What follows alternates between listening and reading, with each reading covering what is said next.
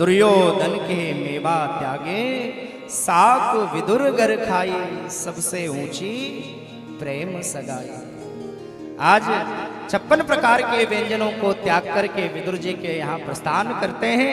उधर महाराज विदुर जी तो बाजार में कुछ सामग्री लेने के लिए गए कि वो द्वारिकाधीश आता ही होगा, कुछ सामग्री लेकर आता हूं बाजार से।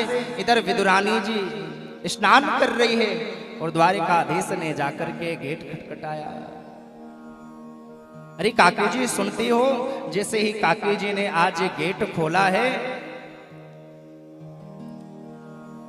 तो महाराज जैसे ही द्वारिकाधीश को आज विदुरानी ने देखा तो देखकर प्रेम में इतना विवल हो गई कि आज विदुरानी को पता ही नहीं है कि मैंने तन पर वस्त्र पहन रखे हैं या नहीं पहन रखे हैं, साड़ी भी पहन रखी है या नहीं पहन रखी। स्नान कर रही थी, अर्धनग्न अवस्था में ही ठाकुर जी की सेवा में लग गई। द्वारिकाधीश बड़ी कृपा, आप मेरे घर पे पधारे।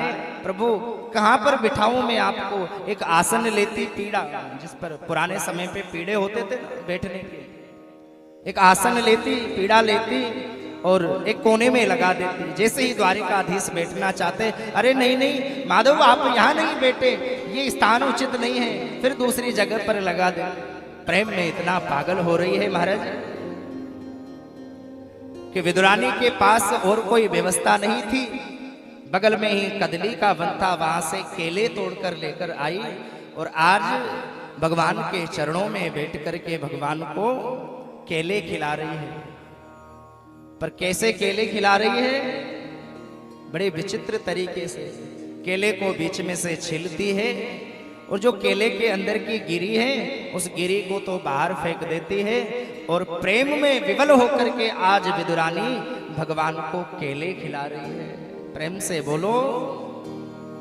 और भगवान भी मना नहीं कर रहे हैं, भगवान भी उन केलों के छिलकों को खाते जा रहे हैं, क्योंकि भैया विदुरानी जी छिलके तो खिला रही है लेकिन बड़े भाव के साथ खिला रही है। भगवान सामग्री नहीं चाहते, भगवान तो भक्त के भाव को ग्रहण करते हैं। इतनी ही देर में विदुर जी बाहर से आए, माखन मिश्री लेकर के, लड्डू पेड़ा इत्यादि बाजार से लेकर आए। देखा अर्धनग्न अवस्था में बैठी हुई है। अरे विदुरानी तुझे पता भी है तेरे शरीर पर कोई वस्त्र नहीं है और तू ये केले द्वारिकाधीश को खिला रही है। प्रेम में इतनी बावली हो गई है। अरे देख तो सही, गिरी गिरी को नीचे गिरा रही है और भगवान द्वारिकाधीश को तो छिलके खिला रही है। तुरंत एक प्लेट में महाराज सुंदर भोजन व्यंजन बना करके विदुर जी लेकर आए, द्वारिकाधीश के समक्ष रखा, अपने ही हाथों से पवाने लगे द्वारिकाधीश को। माखन मिश्री खवाया, लेकिन भक्तों आज द्वारिकाधीश को वो माखन मिश्री में वो स्वाद नहीं आया।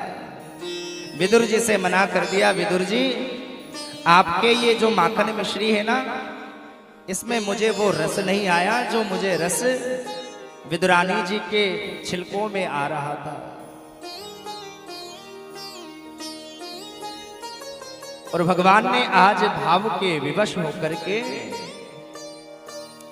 विदुरानी के द्वारा केलों का भी महाराज भोग लगाया है, केलों के छिलकों का भी भोग लगाया है।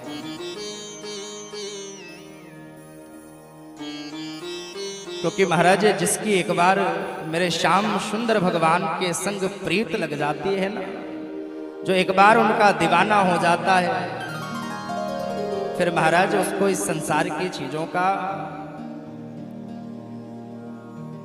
इन समस्त साधनों की आवश्यकता ही नहीं पड़ती।